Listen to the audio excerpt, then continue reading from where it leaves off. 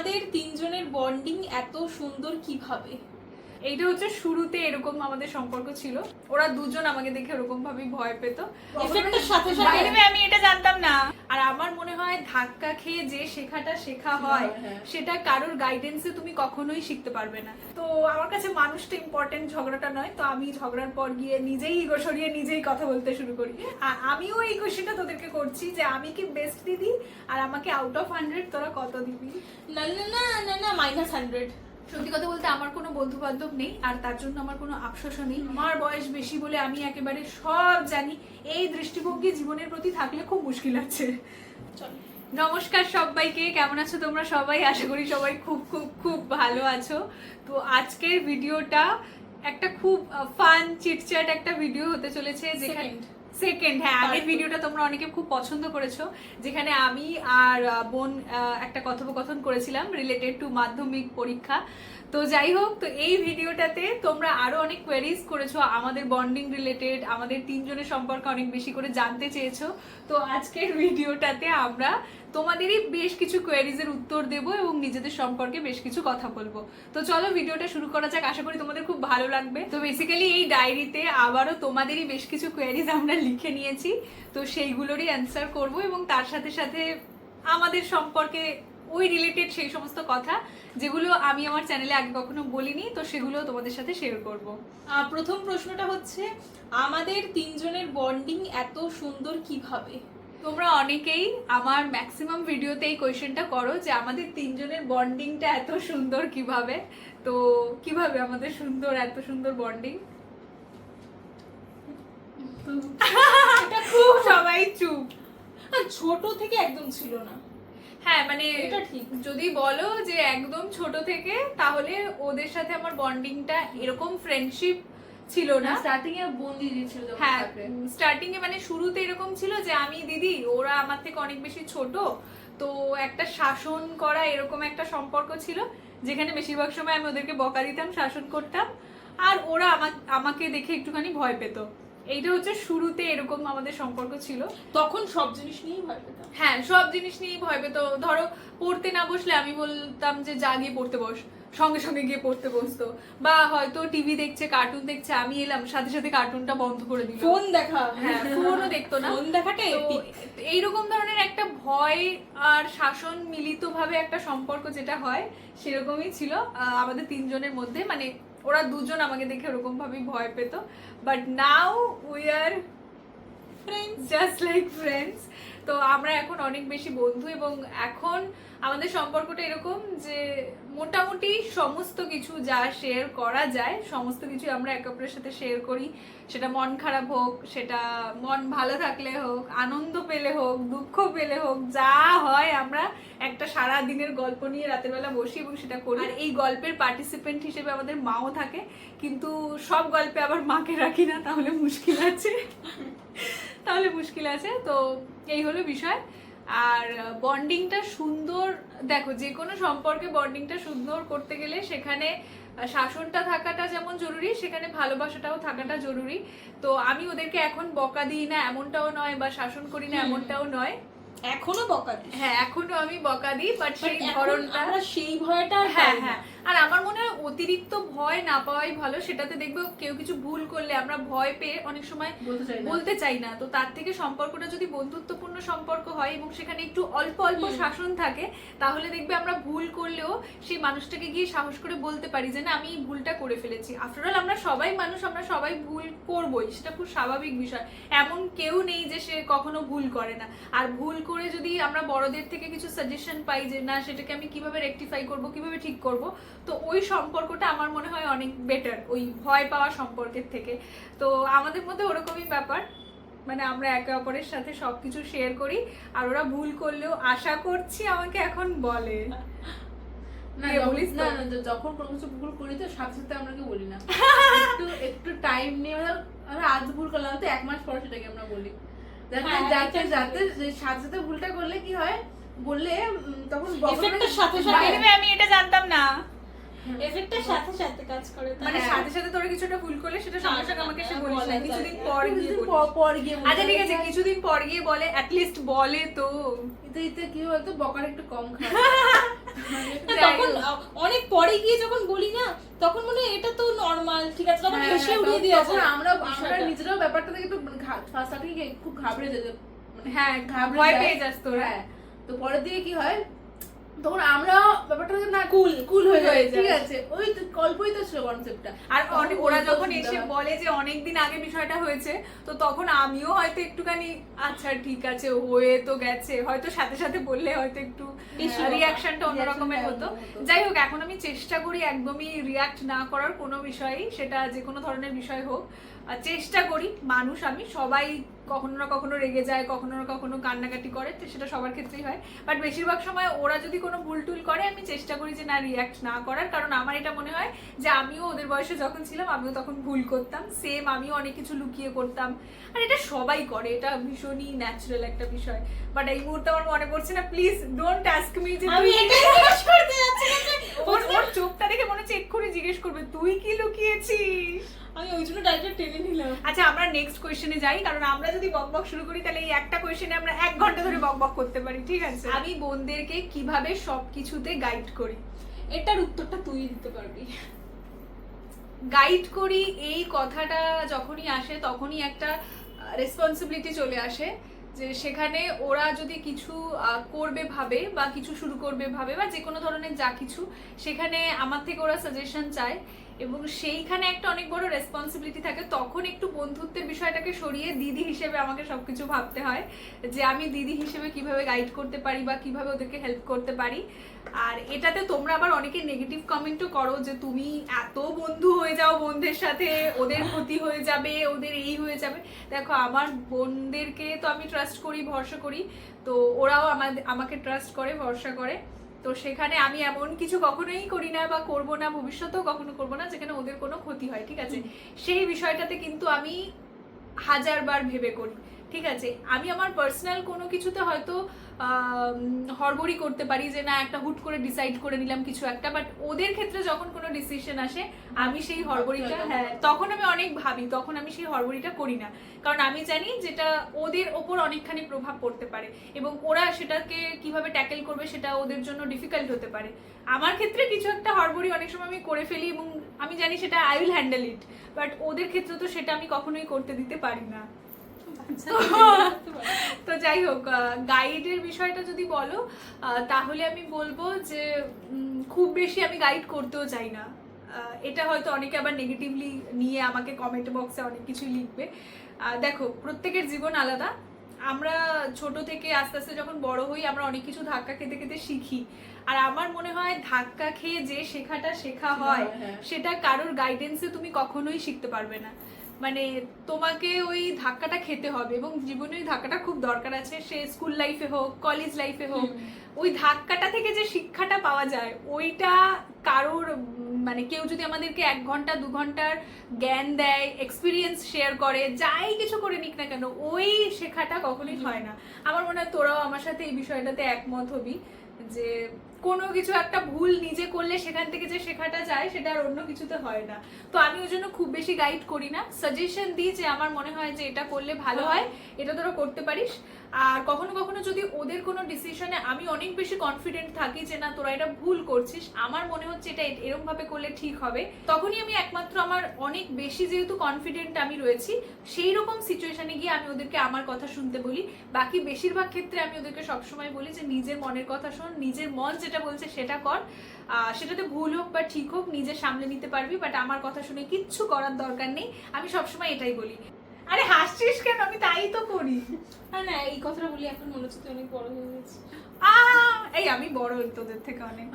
আশা করি আমি উত্তর দিতে পারলাম তোমাদের এই কোয়েশ্চেনটার, কারণ অনেকেই তোমরা জিজ্ঞেস করো যে তুমি তোমার বোনদের সাথে, মানে বোনদেরকে কিভাবে গাইড করো, ওদেরকে কিভাবে হেল্প করো, ওরা খুব লাকি যে তোমার থেকে এত সাজেশন পায়। সত্যি কথা বলতে আমি খুব বেশি সাজেশন ওদেরকে দিই না বা খুব বেশি কিছু আমি ওদেরকে ফলো করতেও বলি না, তবে যে যে বিষয়গুলোতে আমার এক্সপিরিয়েন্স আছে বা আমি ওই সেম বিষয়গুলো ফেস করে এসেছি সেই বিষয়গুলোতে আমি ওদেরকে আগে থেকে বলে দিই যে এরকমটা কিন্তু হতে পারে, এরকমটা তোরা সামনে ওই বিষয়টা কিন্তু ফেস করতে পারিস। তো আগে থেকে আমি একটু বলতে পারো অ্যাওয়ারনেস যেটাকে বলে সেটাই আমি করি।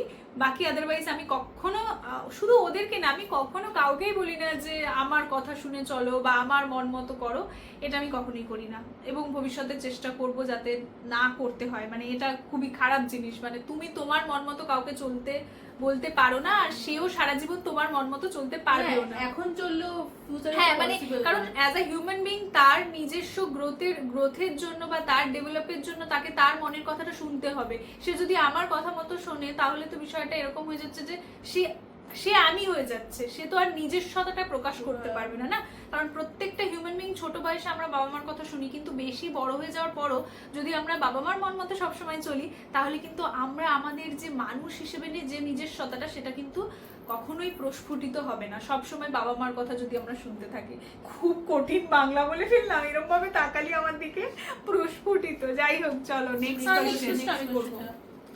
নেক্সট প্রশ্ন, আমাদের মধ্যে কি কখনো ঝগড়া হয় না? হ্যাঁ। সবসময় আমাদের মধ্যে কি কখনো ঝগড়া হয় না? তোমরা অনেকেই লেখো যে তোমরা কি কখনো ঝগড়া করো না, সবসময় এরকম বন্ধুত্বপূর্ণ সম্পর্ক, সবসময় এত মিষ্টি মিষ্টি কথা বলো। ঝগড়াটা করি, কিন্তু ঝগড়া করার সময় তো আর ক্যাপচার করার মতো কেউ থাকে না, কারণ ঝগড়াটা তো আর কেউ ক্যাপচার করতে পারে না। মানে তখন ঝগড়া করছি, ঝগড়াটা এরকম কখনো না তিনজনের সঙ্গে ঝগড়া যে কোনো দুজন, ওরা দুজন রয়েছে একটা মত নিয়ে, আমি একটা মত নিয়ে রয়েছে, ঝগড়া হয়ে গেল। আমি বলছি আমি আরো ধরো ঝগড়া করছি, থামাচ্ছে ও আরো করলে আমি থামাই, বা আমি আরো তো অলওয়েজ মাঝে মধ্যেই হয়ে যায়, তখন ও থামায়। মানে মাঝখানে আমি হচ্ছে গিয়ে ওদের দুজনের ঝামেলা বেশি মানে কি বলবো থামানোর চেষ্টা করি, কারণ এই দুজন মানুষ সবসময় একটা সাপে নেউলের মতো লেগে রয়েছে। এদের দুজনের মধ্যে যতটা বন্ডিং স্ট্রং, ঠিক ততখানি আবার এরা ঝগড়া করে। আর আমি হচ্ছে গিয়ে ওই যে বললাম না, আমি যদি কখনো রেগেও যাই, যদি রিয়াক্টও করে ফেলি, তখন হয়তো আমি বলছি, আমি নিচে একা একা ওদের উপর রাগে বলছি, ওরা চুপ থাকে, ওরা কিছু বলে না, ঠিক আছে? এরকম ঝগড়া হয় আমার ওদের সাথে। সেই ঝগড়াটা ওয়ান ওয়ে ঝগড়া, যেখানে শুধু আমি বলছি, ওরা দুজনে চুপ, সাইলেন্ট, কারণ ওরা কথা বলতে পারবে না, কথা বললে মা বকা দেবে। আর না, ওটা বলা হ্যাঁ মানে দিদি হোস তুমি, সেই জায়গাটা রয়েছে, ঠিক আছে? আমার বাড়িতে এরকম হয় না যে কখনো আমিও বলছি ওরাও বলছে। আমার সাথে ওদের ঝগড়াটা কখনো এরকম হয় না। ওদের দুজনের ঝগড়াতে কন্টিনিউয়াসলি এদিক থেকে একজন বলছে, ওদিক থেকে একজন বলছে, কন্টিনিউয়াসলি ঝগড়া হচ্ছে। যেরকম পাড়ার কাকিমারা কল পারে ঝগড়া করে, ঠিক ওরকম ঝগড়া করে। ও বলছে আর আমার সাথে ঝগড়া হলে আমি যে ধরো ওর ওপর রেগে গেলাম, তাহলে আমি বলছি ও শুনছে, বা আমি ওর ওপর রেগে গেলাম, আমি বলছি ও শুনছে। পরে গিয়ে হয়তো আমি নিজের ভুলটা বুঝতে পেরে আমি গিয়ে সরি বলি। আবার আমার মধ্যে ওই বিষয়টা নেই যে ঝগড়া করার পর নিজে আগে থেকে গিয়ে কথা বলবো না, আমি না, আমার ওই ইগোটা নেই। ঝগড়া করার পর আমি সবার আগে গিয়ে কথা বলি, সে যে কোনো মানে কারোর সাথেই হোক না কেন। মায়ের সাথে ঝগড়া হলেও আমি আগে গিয়ে কথা বলি, বোনদের সাথেও ঝগড়া হলে তাই, আমি সবসময় নিজে আগে গিয়ে কথা বলি। কারণ আমার মনে হয় না, নইলে ঝগড়াটা তো কন্টিনিউ হচ্ছে। ঝগড়াটা তো আমি পার্টিকুলার একটা বিষয় নিয়ে করেছি, সব বিষয় নিয়ে তো আর ঝগড়া হয়নি। তো আমার কাছে মানুষটা ইম্পর্টেন্ট, ঝগড়াটা নয়। তো আমি ঝগড়ার পর গিয়ে নিজেই ইগো সরিয়ে নিজেই কথা বলতে শুরু করি। ওরা যেমন ঝগড়ার পর চুপ থাকে, কথা বলে না আমার সাথে, আমি আগে গিয়ে কথা বলি, তারপর কথা শুরু হয়ে যায়। তো হ্যাঁ, ঝগড়া হয় আমাদের মধ্যে, বাকি সবার মতো আমাদের মধ্যে ঝগড়া হয়, অনেক বেশি ঝগড়া হয়। আমার সাথে ওদের ঝগড়াটা এখন আপাতত খুব একটা হয় না, কারণ ওই যে বললাম, হলেও খুব অল্পক্ষণের জন্য, অল্প একটু, মানে যেখানে ওটাকে ঝগড়া বলা হয় না, ওটাকে ধর তোর সাথে আমার মতের সেই নিয়ে দু চারটে কথা, হ্যাঁ সেই নিয়ে দু চারটে কথা, ঝগড়া হয় ওর, হ্যাঁ ঝগড়া হয় ওর সাথে ওর। ওই যে বললাম না, টু ওয়ে ঝগড়া, যেখানে ও বলে ও বলে, ও বলে ও, কারণ ওর আমার মধ্যে এজ গ্যাপটা এতটা কম না। এখন তো কি হয়, মুখে বলি আমরা, আগে আমি ওকে মারবো আর ও আমাকে মারবে। আর মা বলতো, হ্যাঁ আগে মা বলতো লেগে যাবে, মারতে মারতে হয় কোন দিন। ও আগে ওরা মানে একটু হাতাপাই করতো, হাতাপাই, ওটাকে হাতাপাই বলে তো। আগে ওরা হাতাপাই করতো, আমার সাথে কোনোদিন ওদের হাতাপাই না। এবং আমার মনে আছে আমি ছোটবেলা থেকে হয়তো হাতে গুনে 1 থেকে 2 বার ওদের গায়ে হাত তুলেছি, হাতে গুনে ছোটবেলা থেকে। আমার মনে আছে একবার আমি ভগ্নাংশের অঙ্ক পাচ্ছিলাম না, তুই আর আমাকে, হ্যাঁ ওই পড়াশোনা রিলেটেডই কোনো একটা বিষয় এরকম হবে যে আমি ওকে একবার হয়তো মেরেছি, ওকে একবার মেরেছি। হ্যাঁ আর শোনা, হ্যাঁ, ও আমাকে মাকড়সা। মাকড়সা ডুবানো দুধ খাইয়েছিল, সেই জন্য আমি খুব রেগে গিয়ে ওকে মেরেছিলাম। আমাকে মনে আছে আমি তখন কলেজে পড়ি, এই গল্পটা তোমাদেরকে বলি। হ্যাঁ, আমি যখন কলেজে পড়ি তখন এরকম আমি মা আমাকে আমার জন্য এক গ্লাস দুধ বানিয়ে রেখে গেছে, তো আমি বোনকে বলেছি যে আমাকে একটু দুধটা দিয়ে যা। ও একটা গ্লাসে করে, কাচের গ্লাসে করে আমাকে দুধটা দিয়ে গেছে। আমি দুধটা অনেকটা খেয়ে নিয়েছি। হ্যাঁ, ও গ্লাসটা ধুয়ে আনেনি, আর আমি দুধটা অনেকটা খেয়ে নিয়েছি। তারপর গিয়ে দেখি শেষে মাকড়সা একটা ছোট্ট মতো। আমার এত ঘেন্না করছে, লিটারালি আমার রাগ হচ্ছে, ঘেন্না করছে, আমি কি করব। আমি গিয়ে ওকে মেরে দিয়েছি। তারপর মাকে ফোন করে বলছি, মা এরকম হয়েছে। মা বলছে ঠিক আছে, আমি ওষুধ দোকানে বলে ওষুধ নিয়ে যাচ্ছি, যাতে কোনো সাইড এফেক্ট বা আফটার এফেক্ট কিছু না হয়। সে মানে মাকড়সাকে যেন দুধ খাওয়ালে যে কেউ রেগে যাবে, আর আমার সেই সময় এত রাগ হয়েছিল আমি কন্ট্রোল করতে পারিনি। ওটা হচ্ছে মাকড়সা শেক। ও আমাদেরকে বিভিন্ন রেসিপি বানিয়ে খাওয়ায়, ঠিক আছে? তোমরা তো ব্লগে সবসময় দেখোই যে আমার বাড়িতে নিত্য নতুন যদি কিছু রান্না হয় সেটা ওই বানায়। আর ওইটা হচ্ছে ওর মাকড়সা মেশানো দুধটা, ওটাও বোধহয় ওর কোনো একটা রেসিপি ছিল, বিয়ার গ্রিলস এর কোনো একটা ভিডিও দেখে বানিয়েছিল। ও বিয়ার গ্রিলস দেখতো বাই দ্য ওয়ে ছোটবেলায় প্রচুর। ও হচ্ছে ডিসকভারি ফেভারিট ছিল ওর। এখন যদিও আমাদের বাড়িতে টিভি নেই, থাকলে দেখতাম।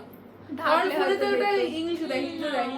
আগে আগে আমাদের বাড়িতে ডিনার হয়ে যাওয়ার পর আমরা সবাই মিলে একসাথে ওই ডিসকভারি চ্যানেলটা খুলতাম আর ওই সমস্ত পোকামাকড় খাওয়া দেখতাম। মানে আমরা তিনজন তো অ্যাটলিস্ট দেখতাম, বাবা মা খুব একটা দেখতো না। যাই হোক, আমার খুব একটা ইচ্ছে নেই, ও আমাকে খুব বলতো। এই হলো গল্প। আচ্ছা, তোমাদের এই বিষয়গুলো নিয়ে গল্প তোমাদের কেমন লাগছে কমেন্টে জানিও। আমার তো বলতে খুব ভালো লাগছে, কারণ আমাদের এত গল্প আছে যদি বলে শেষ করা যাবে না। শেষ হবে না, খুব মজার গল্প আছে। তো তোমাদের যদি ভালো লাগে তাহলে তোমরা কমেন্ট করে জানিও। আমরা সেই মজার মানে কি বলবো, গল্পগুলো মনে করে ভিডিওতে তোমাদের সাথে শেয়ার করব, কারণ এত গল্প আছে। আমারও মনে হয় যে তোমরা যেহেতু এখন ফ্যামিলির মতো হয়ে গেছো, তো তোমাদের সাথেও শেয়ার করে ভালো লাগে। আচ্ছা, এই প্রশ্নটা তুই পড়। না, আগে থেকে উত্তরটা বলে দিচ্ছি। বল। এই প্রশ্নটা একজন করেছিল বোধহয়। হ্যাঁ, এই প্রশ্নটা একজন করেছিল। আমিও এই কোশ্চেনটা তোদেরকে করছি যে আমি কি বেস্ট দিদি, আর আমাকে আউট অফ 100 তোরা কত দিবি? না -100। ও এত উৎফুল্লিত হয়ে বললো, আরে না বল কত দিবি। এত সময় কে নেয়? আউট অফ 100 আমাকে কত দিবি বল। আমি যদি বলি যে তুই বেস্ট দিদি, তাহলে অন্য কারোর কি খারাপ বা তারা কি ভালো না? বেসিক্যালি না, মানে এরকম যে আমার কাছে তুই বেস্ট। হ্যাঁ, আমি বেস্ট দিদি নই, কিন্তু ওদের দুজনের কাছে আমি বেস্ট। কারণ হ্যাঁ, এই কোশ্চেনটা কিন্তু ঠিক, ওরা উত্তরটা ঠিকই দিচ্ছে। মানে বাকিদের দিদিরা কি ভালো অন্য কেউ যদি দেখে তোকে তো ঠিক আছে, আমার দিদি হয় তেমন। হ্যাঁ, কারণ বাকিদের দিদিরাও তো ভালো, মানে সব দিদিরাই ভালো, কিন্তু ওদের কাছে আমি দিদি হিসেবে বেস্ট, এইটা বলতে চাইছে বেসিক্যালি। আচ্ছা, উত্তরটাও তোরা খুব ভালো দিলি, মানে ডিপ্লোম্যাটিক হয়েতে একটা উত্তর। দেখেছিস ফিলোসফি। আচ্ছা, আমাকে আউট অফ 100 কত দিবি? আমি নাম্বার পাওয়ার জন্য জীবনে প্রথমবার এক্সাইটেড। এখনকার দিদি হলে বলবো 95 আউট অফ 100 আমি 95 পেয়েছি বাই দ্য ওয়ে। আমি তোকে দেবো তুই 95 বলবি না। আউট অফ 100 আমি তোকে 99। এত বেশি কেন? কারণ আমার কাছে মনে হয় তুই বেস্ট দিদি।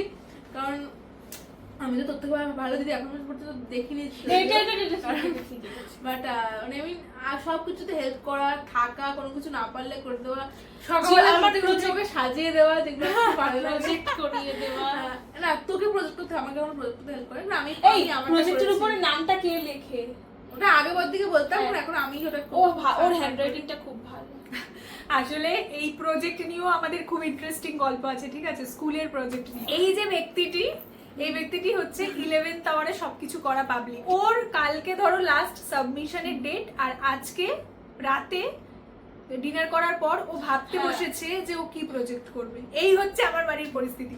আর ওর প্রজেক্ট নিয়ে আমাদের সবার চিন্তা। আমি চিন্তা করছি, পিঙ্কি চিন্তা করছে, মা চিন্তা করছে, ওর কোনো চিন্তা নেই। ও ও চুপ করে বসে আছে আর ও সবার উপর ছেড়ে দিয়েছে। আমি আর্ট পেপার কাটছি, মা হয়তো এটা ঠিক করছে, ও হয়তো লেখালেখি করছে, আমরা ওই রাত জেগে ওর প্রজেক্ট রেডি করে দিচ্ছি আর ও নিজের মতো রয়েছে। ও হচ্ছে এই পাবলিক, ও হচ্ছে 11th আওয়ারে সবকিছু করা। তারপরে সেলাই ছিল ওখানে, মা হ্যাঁ, রুমাল সেলাই করে দিয়েছিল পুরো সেলাই, মানে ওর রুমালের আর কি সেলাই ছিল, ওয়ার্ক এডুকেশন বলে তো, তাই তো ওইখানে এরকম মানে স্টিচ করতে হবে। আমি সত্যি আমি নিজেও খুব একটা স্টিচ পারি না, ঠিক আছে, ও তো আরই পারে না, চোখে দেখতেই পারে না, সুচে সুতো ঢোকাতেই সুতো ঢোকাতেই পারে না। তো মা সারা রাত জেগে জেগে ওকে সমস্ত কিছু করে দিচ্ছে আর ও ঘুমোচ্ছে এরকম পাশে বসে। মা বলছে দেখছিস কালকে কিন্তু করতে হবে, কারণ একটু তো ওখানে করে দেখাতে হয়। মা বলছে দেখছিস, হ্যাঁ দেখছি বলে ঘুমোচ্ছে আর মা সারা রাত জেগে রুমালে স্টিচ করে যাচ্ছে। এই হচ্ছে কাহিনী। অনেক এই সমস্ত মজার মজার গল্পগুলো মানে মনে পড়লেও হাসি লাগে আর কি। আচ্ছা, বোনরা আমাকে দেখে কি ভয় পায়, এটা তো প্রথমেই বলে দিলাম যে শুরুতে ওরা ভয় পেত, বাট এখন আর ওরা অল্প সেই লেভেলের ভয়। হ্যাঁ, এখন আর সেই মানে এখন ওই গার্জিয়ানশিপ যে ভয়টা, যে না আমি খুব বকা দেবো, আমি শাসন করব, এই ভয়টা ওরা পায় না। আর আমি চাইও না যে এই ভয়টা আমাকে পাক কেউ, কারণ আমার মনে হয় ভয় পেয়ে না সম্পর্কগুলোতে ভয় আর ভালোবাসা দুটো কখনো একসাথে হয় না। ভয় নয়তো ভালোবাসা। হ্যাঁ হ্যাঁ হ্যাঁ, কারণ দেখো তুমি যে মানুষটাকে ভয় পাও তাকে কি করে ভালোবাসবে? ভয় পেলে দেখবে তার থেকে আমরা দূরে চলে যাই, এটা একটা সত্যি কথা। ভয় পাওয়াটা ঠিকও নয়। তুমি যদি কাউকে ভয় পাও তার কাছে তো তুমি ওপেন হতে পারবে না কখনো, তুমি সবকিছু তাকে বলতে পারবে না, কারণ বলার আগেই তোমার এটা মনে হবে যে সে তো আমাকে বকা দেবে, সে রিয়াক্ট করবে, সে শাসন করবে। কারণ আলটিমেটলি আমরা অ্যাজ আ হিউম্যান বিং কেউ সবসময় শাসনটা পছন্দ করি না, আর সেই শাসনটা আমরা নিতে চাই না যেখানে ভালোবাসা নেই। যেখানে দেখবে ভালোবাসা নেই সেই শাসন আমাদের ভালো লাগে না। যেখানে ভালোবাসা আছে সেই মানুষটা যদি আমাদের অল্প একটু শাসন করে আমরা সেটা শুনে নেব, কিন্তু ভালোবাসা নেই, হ্যাঁ সবসময় শুধু শাসন করে যাচ্ছে, বকা দিয়ে যাচ্ছে, সেক্ষেত্রে আমরা শুধু ভয় পেয়ে তাদের থেকে ডিস্টেন্স মেনটেন করবো। তো ওই ভয়টা আমি চাইও না যে আমাকে কেউ পাক।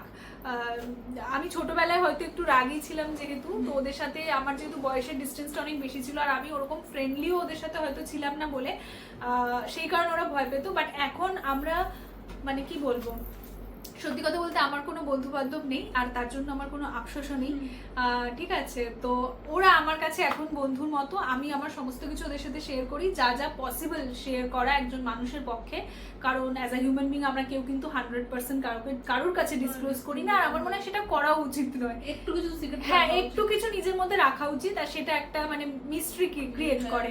সবকিছু কাউকে বলে দেওয়া সেটা যে কোনো সম্পর্কের ক্ষেত্রেই ঠিক নয়। তো এক্ষেত্রে বোন হিসেবে বা বন্ধু হিসেবে আমি ওদের সাথে যতখানি ক্লোজ, মোটামুটি সবকিছু আমি ওদের সাথে শেয়ার করি। আর আমার কান্নাকাটি করার জায়গা হচ্ছে ওরা। আমি লিটারালি মানে কি, বোনরা দিদির কাছে এসে কান্নাকাটি করে তো আমি ওদের কাছে গিয়ে কান্নাকাটি করি, এটা হচ্ছে না জানিস তো, ওটা হচ্ছে না বলে আমি ভ্যাঁ করে কেঁদে দিই। আর এটা বলতে আমার কোনো অসুবিধে নেই, আমি কান্নাকাটি করি। আর কান্নাকাটি করলে আমার মনে হয় যে খুব রিফ্রেশ লাগে, লাইট ফিল হয়। তো কান্নাকাটি আমিও করি, তোমরাও করো। এবারে আমার প্রশ্ন, কি তুই ওটার আমার মধ্যে কাকে বেশি ভালোবাসিস? তোর আর তোর মানে পিঙ্কির মধ্যে কাকে বেশি ভালোবাসি? এই উত্তরটা আমিও ডিপ্লোম্যাটিক হইতে দেবো, ঠিক আছে? ডিপ্লোম্যাটিক হইতে দেবো, তার কারণটা আমি বলছি। দাঁড়া আমি তার কারণটা বলছি।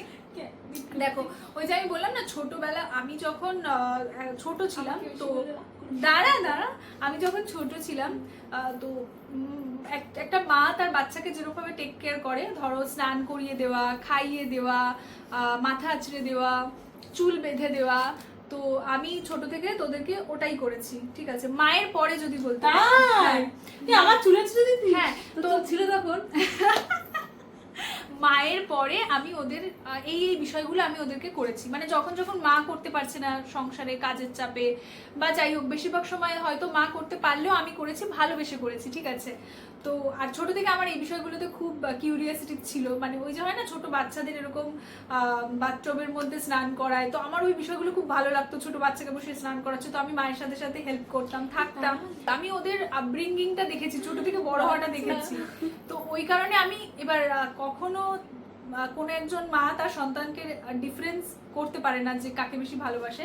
তো যেহেতু আমার কাছে ওরা ওরকম, মানে ছোট থেকে আমি ওদের বড় হওয়াটা দেখেছি, তো এই পুরো জার্নিটাতে আমি সবসময় থেকেছি। তো ওই কারণে ওই কারণে আমি ডিফারেন্স সত্যি করতে পারবো না যে আমি কাকে বেশি ভালোবাসি।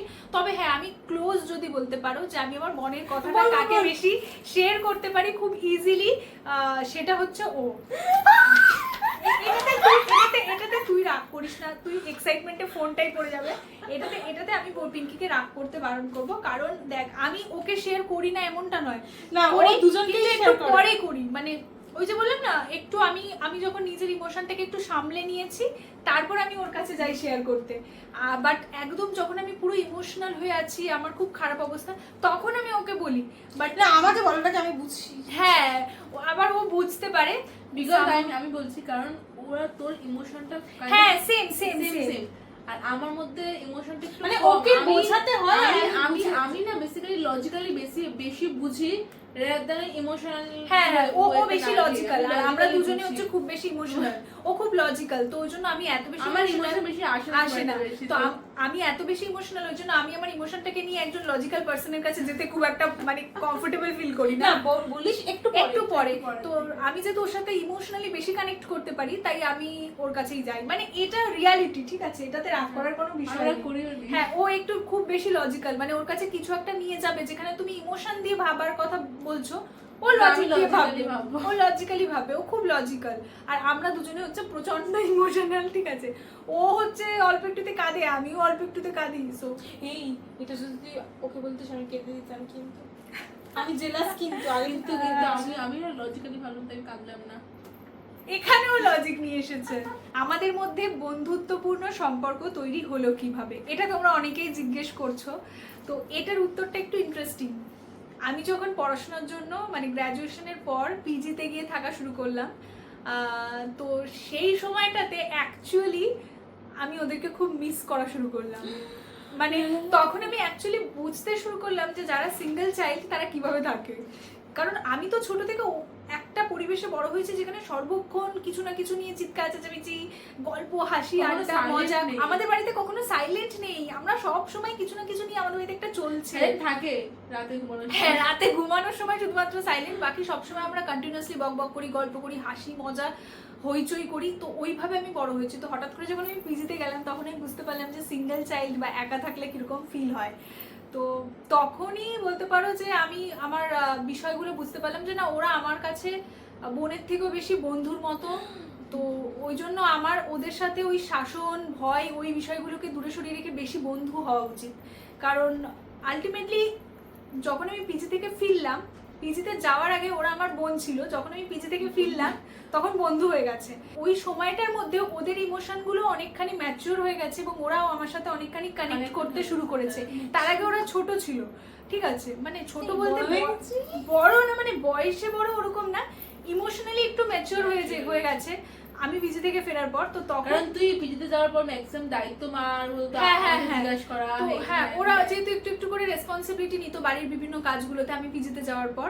তো পিজি থেকে ফেরার পর আমি দেখলাম যে ওরা অনেক বেশি ম্যাচিওর হয়ে গেছে, আমাকে অনেকটা বেশি বুঝতে পারছে, আমাকে ইমোশনালি কানেক্ট করতে পারছে।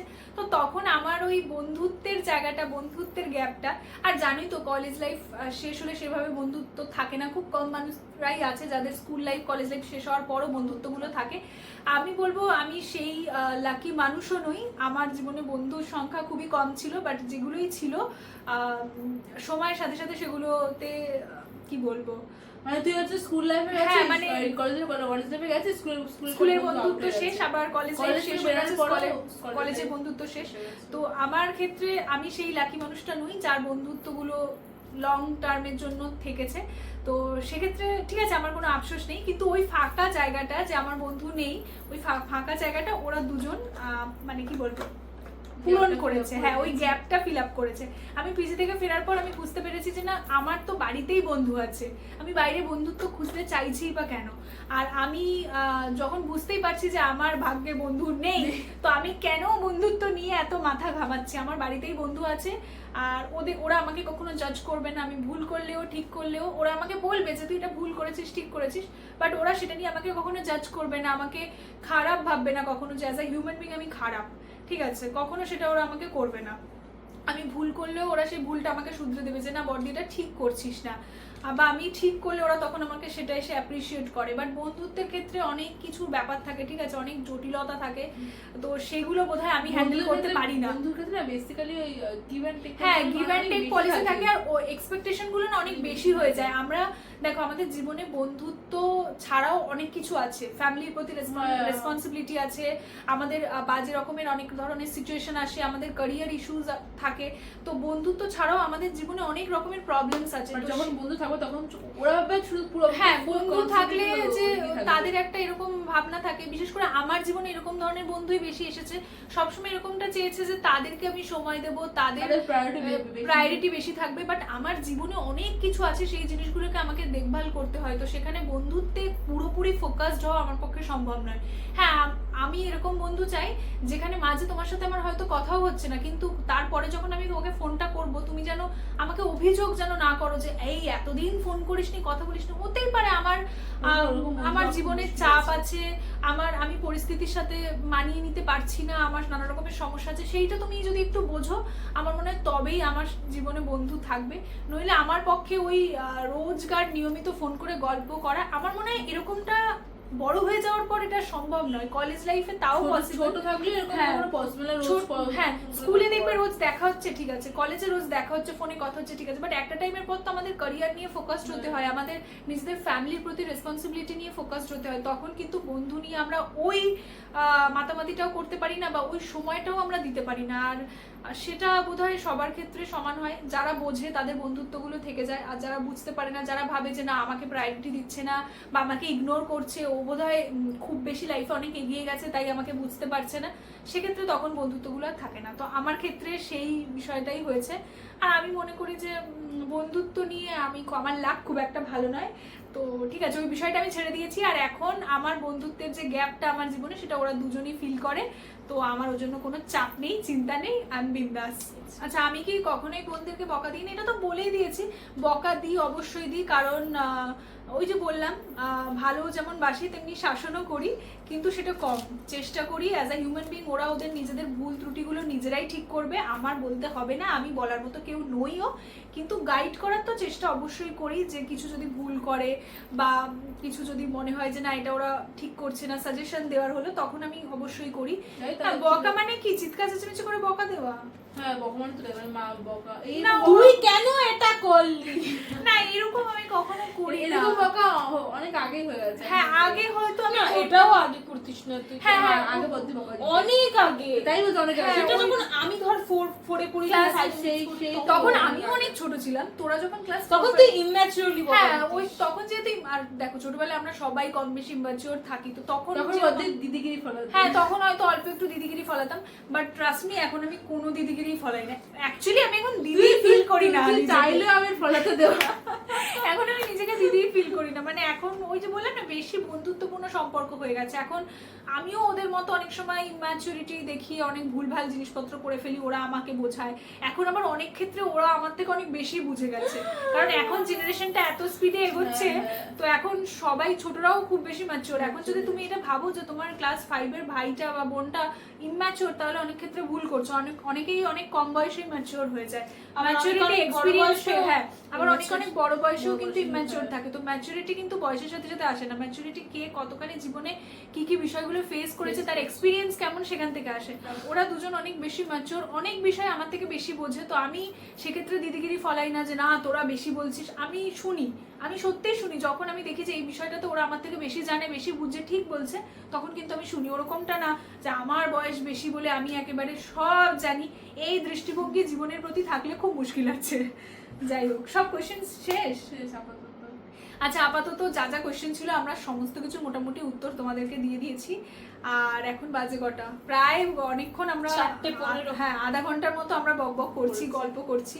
আর এটা একটা ফান চিটচ্যাট মতো ছিল, কোনো সিরিয়াস ভিডিও ছিল না, আমাদের নিজেদের বিষয়ে ইন্টারেস্টিং কিছু গল্প, তার সাথে তোমাদের কিছু কোয়েশ্চেন্স, সেগুলোরই উত্তর দিলাম। তো তোমাদের কেমন লাগলো অবশ্যই জানিও। যদি ভালো লাগে তাহলে কমেন্ট করে জানিও যে এরকম ধরনের ভিডিও তোমরা আরো চাও কিনা, কারণ আমাদের ঝুড়িতে গল্পের কোনো শেষ নেই, ঠিক আছে? আরো আরো অনেক মজার গল্প আছে যেগুলো আমরাও চাই যে তোমাদের সাথে শেয়ার করতে। তো চলো আজকের ভিডিওটা এখানেই শেষ করছি। যদি কিছু ভালো লেগে থাকে তাহলে লাইক, শেয়ার এন্ড সাবস্ক্রাইব করে দিও আমার চ্যানেলটাকে। আর হ্যাঁ, এইভাবেই তোমরা ভালোবাসা দিও। দেখা হচ্ছে তোমাদের সাথে পরবর্তী কোনো একটা ভিডিওতে। ততক্ষণ সবাই খুব ভালো থেকো, সুস্থ থেকো, সবাইকে ভালো রেখো। Bye bye. আর কোনো প্রশ্ন থাকলে জানিও।